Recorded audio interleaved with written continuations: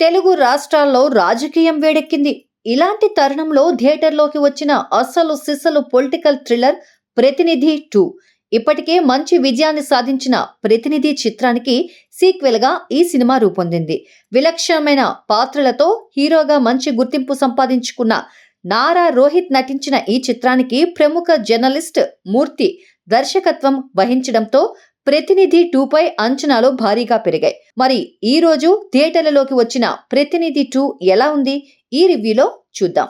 కథ: నిజాలను వెలికి తీస్తూ సంచలన కథనాలతో తన వృత్తి పట్ల దూకుడుగా ఉండే జర్నలిస్ట్ చే అలియాస్ చేతన్ నిజాన్ని నిర్భయంగా వెలుగులోకి తీసుకొచ్చి ప్రశ్నించే నిఖార్సైన జర్నలిస్ట్ అతను. మరోవైపు సమాజం పట్ల బాధ్యతగా ఉండే జర్నలిస్ట్ ఉదయభాను లాభాలు ఆశించకుండా ఎన్ఎన్సి ఛానల్ని ప్రారంభిస్తుంది. ఆ ఛానల్కి చేని సీఈఓని చేస్తుంది. ఆ ఛానల్ ద్వారా తన సంచలనాత్మక కథనాలతో రాజకీయ నాయకులకు కునుకు లేకుండా చేస్తుంటాడు చే. అదే సమయంలో ముఖ్యమంత్రి ప్రజాపతిపై హత్యాయత్నం జరుగుతుంది. ఆయన మరణం తర్వాత కొడుకు విశ్వం తదుపరి ముఖ్యమంత్రి కావాలని పార్టీ సభ్యులు కోరుకుంటారు. మరి విశ్వం ముఖ్యమంత్రిగా ప్రమాణ స్వీకారం చేశాడా? అసలు ముఖ్యమంత్రి హత్య వెనుక ఉన్నది ఎవరు? సిబిఐ పరిశోధనలో ఎలాంటి విషయాలు వెలుగులోకి వచ్చాయి? నారా రోహిత్ చేసిన పోరాటం ఏంటి తెలియాలంటే సినిమా చూడాల్సిందే. నిజం చెప్పడం కోసం ప్రాణాల్ని సైతం తెగించే ఓ నిజాయితీ గల జర్నలిస్ట్ కథ ఇది. నిజ జీవితంలోని సామాజిక రాజకీయ అంశాలకు ఫిక్షన్ ని జోడించి ఓ పొలిటికల్ థ్రిల్లర్ గా ఈ కథని రాసుకున్నారు జర్నలిస్ట్ మూర్తి.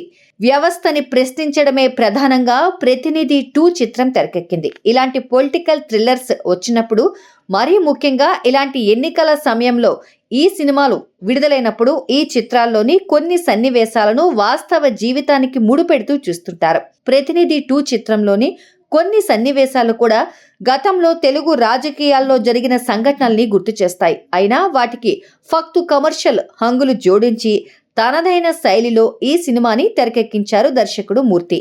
సీఎం క్యాంప్ ఆఫీస్లో బాంబ్ బ్లాస్ట్ సన్నివేశంతో కథ ప్రారంభమవుతుంది.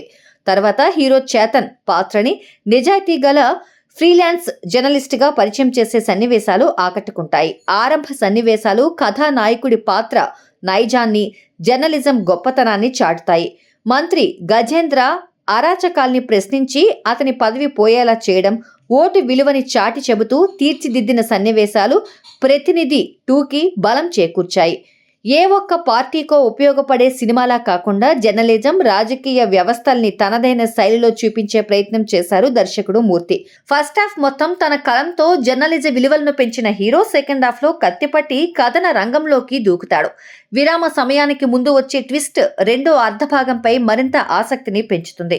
అయితే అప్పటిదాకా సహజంగా సాగుతున్నట్టు అనిపించిన సినిమా సెకండ్ హాఫ్ లో నాటకీయత పెరిగినట్టు అనిపిస్తుంది. కమర్షియల్ మోసలో కథనాలు మరీ నాటకీయంగా మారిపోతాయి.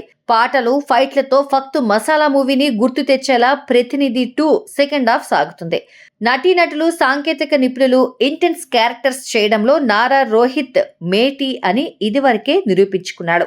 ఇప్పటికే 'ప్రతినిధి' సినిమాలోనూ ఇలాంటి తరహా పాత్రలో అదరగొట్టాడు. ఇక సీక్వెల్ 'ప్రతినిధి 2'లో జర్నలిస్ట్గా తన పాత్రకు పూర్తి స్థాయిలో న్యాయం చేశాడు నారా రోహిత్. జర్నలిస్ట్గా ఆయన కనిపించిన తీరు, ప్రశ్నించే విధానం ఆకట్టుకుంటాయి. హీరోయిన్ సిరి లెల్లా సినిమాలో ఎక్కువ భాగం కనిపించినా ఆమె పాత్ర అంతగా ప్రభావం చూపించదు. ఇంకా సచిన్ కేడేకర్, దినేష్ తేజ్, జిషు సేన్ గుప్తా, అజయ్ ఘోష్, ఉదయభాను తమ పాత్రల పరిధి మేరకు నటించారు. సాంకేతిక నిపుణుల విషయానికొస్తే ఈ సినిమాలో జర్నలిజం, రాజకీయ వ్యవస్థల్ని తనదైన శైలిలో ఆవిష్కరించే ప్రయత్నం చేశారు డైరెక్టర్ మూర్తి. దేశాన్ని కాపాడటానికి సైనికుడు, కడుపు నింపడానికి రైతు ఎంత ముఖ్యమో సమాజానికి జర్నలిస్ట్ కూడా అంతే ముఖ్యం వంటి డైలాగ్స్ జర్నలిజం గొప్పతనాన్ని చాటి చెబుతాయి. ఇంకా నాని చమిడిశెట్టి కెమెరా పనితనం, మహతి స్వరసాగర్ నేపథ్య సంగీతం బాగున్నాయి. అయితే కథలో కొత్తదనం లేకపోవడంతో వారి పనితనానికి పెద్దగా గుర్తింపు వచ్చే అవకాశం లేదు. చివరిగా జర్నలిజం గొప్పతనం, ఓటర్ని చైతన్యవంతం చేసేలా తీర్చిదిద్దిన సన్నివేశాలు, కథలో మలుపులు, నారా రోహిత్ నటన ఈ సినిమాకి ప్లస్ అయితే ద్వితీయార్థంలో పెరిగిన నాటకీయత 'ప్రతినిధి 2'కి పెద్ద మైనస్. ఓవరాల్గా వ్యవస్థలోని లోపాలను ప్రశ్నించడంలో 'ప్రతినిధి 2' కొంతవరకు సక్సెస్ అయిందనే చెప్పొచ్చు.